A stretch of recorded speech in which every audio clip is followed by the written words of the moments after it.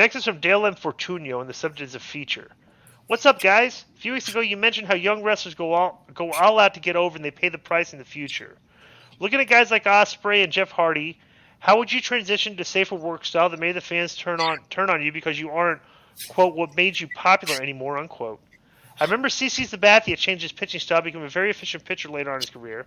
However, that isn't exactly a contact sport. How would you change to still remain relevant? Bonus. Congratulations on one of the few people living who wasn't named in the Rhaka Khan lawsuit.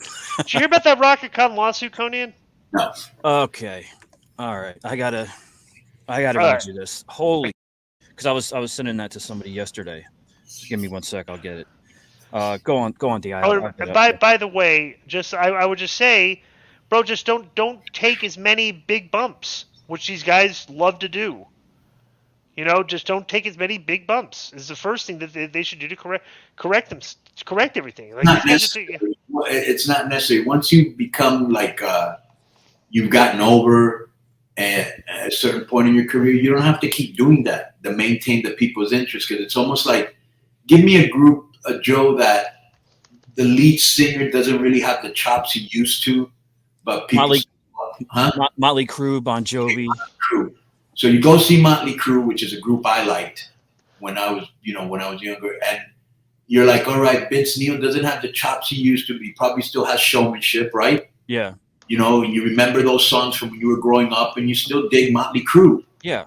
You know, you remember Jeff Hardy, you know, from your childhood. This was a guy that you grew up watching with Matt, and, you know, all the ladder matches they had with the Dudleys and Christian and Edge and all that. And, you know, he doesn't have to do that anymore. You understand he's older.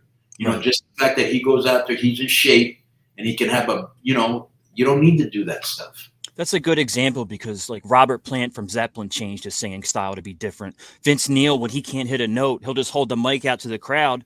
The crowd will sing the line. You know, there's ways to adapt like that. But you got the Rhaka Khan. Yeah, let me read this to you. This is hysterical.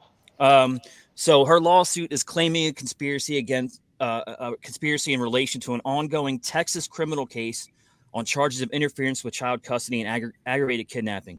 The 48-page lawsuit alleges the defendants conspired to kidnap the plaintiff and her child, and the paperwork mostly consists of the list of defendants, some who have been listed multiple times. So here's a list of defendants that have conspired allegedly and in this lawsuit to conspired together. Yeah, together to kidnap Rhaka Khan and her children. Konnan, you're never going to believe this, man.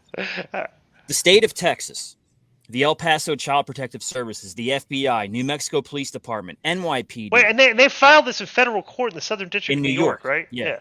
Because that's the one that likes going after Trump. So I bet you she figured, like, I don't know. Go ahead. Two different fraternities: the Shirley Police Department, Suffolk County, New York, Dwayne The Rock Johnson, the Miz and Maurice, Heath Slater, Nikki Bella, Chris Benoit, Mark Jindrak, Panda Energy, Home Depot. Jindrak was behind with some of that. I will agree with that. Yeah.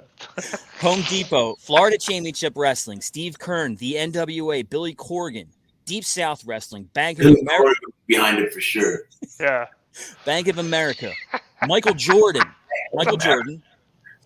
several universities, Michael Jordan. Did you say Michael Jordan? Michael Jordan. Chris Benoit, too, I mentioned, but several universities, Jim Cornette, Mick Foley, New York City area energy company Con Edison, and more.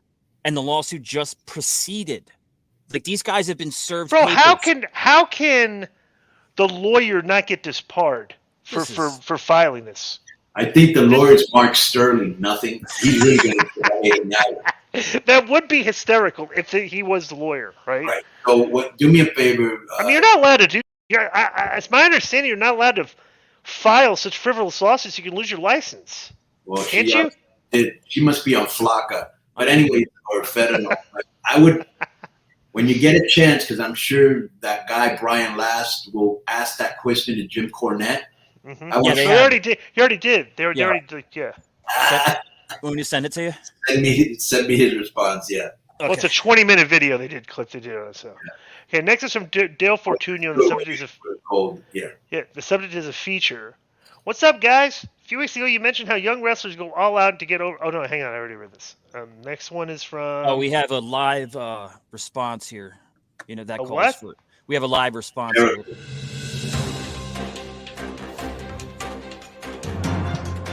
But Chris says, I never said that. I always got along with Dennis. He showed up drunk to a match once, but maybe that's what I was talking about. So Chris says he never, Okay, so it's fake news from the wrestling community again. Yep, fake news. And I was going to say that. Can you imagine Chris never said that? Yeah. Yeah. So the wrestling dirt sheet community produces more fake news. Fantastic. They won't take. Does that since that was proven to be fake news, Disco? Are you going to retract your statement where you said Chris isn't for calling Dennis? Of course not.